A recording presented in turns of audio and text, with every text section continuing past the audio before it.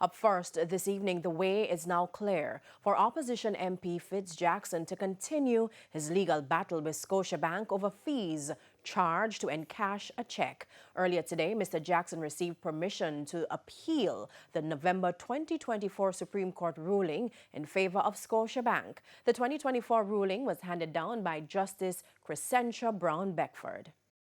The ruling today exposed serious errors and breaches in Judge Brown-Beckford's ruling, which our legal team highlighted all along the way.